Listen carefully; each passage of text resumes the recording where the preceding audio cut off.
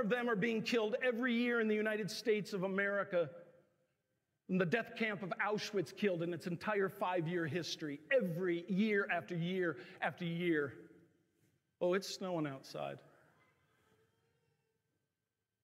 And on top of that, we've just recently elected a Catholic president, and he is Catholic, he's baptized, he is a member of the family. We've just elected a Catholic president who is diametrically opposed to all of the basic moral principles that are proclaimed by the Roman Catholic Church.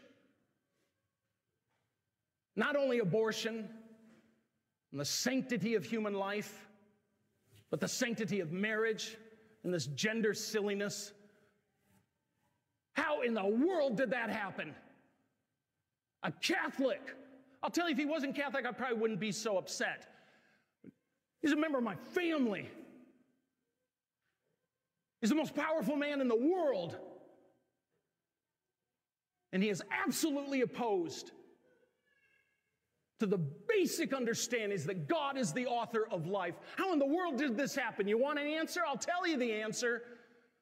Because our bishops have been silent for 60 years through bad catechesis and cowardice. They have barely said a thing. A few papers here and there. They speak of, there's things they could do. You say, well, why don't you do something? I'm just a little diocesan priest. I'm a grunt. They're the apostles. They have the voice. I just work for them at their privilege. They can get rid of me tomorrow. How have they allowed this to happen? What is it that they really believe? How poorly have they educated you? Good Lord.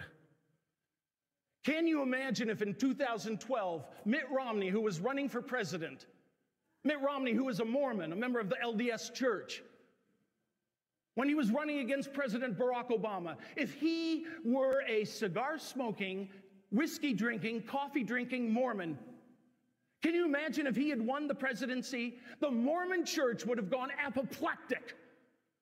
This is not a representation of us. They just would have said, oh, no. No, don't look at him. He does not represent what we believe. Probably would have excommunicated him. But what do our bishops do?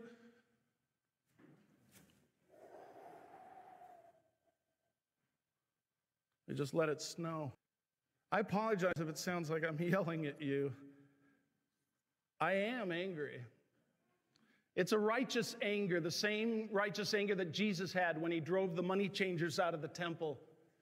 He didn't hate those people, but he was outraged with a sense of righteous anger. Righteous anger means I'm incensed at what you are doing to someone else, and I am called to protect. Woe to me if I don't preach the gospel. I have to stand up for this. Jesus had to stand up for his Father's dignity, so he wanted a clean house. And I have this righteous anger. I'm just tired of this. Angry to the point where I am tempted to say this. If you are pro-abortion, I am tempted to ask you to leave St. Henry Parish. Leave this parish. Tempted to say that. Because then I think, where would you go? This is not just this parish that teaches this. This is the Catholic Church, the Holy Catholic Church of God that teaches this. What parish would accept your views? Sadly, you would find one. And that is an indictment against the bishops. But God help that parish that would let your ideas foster in their parish.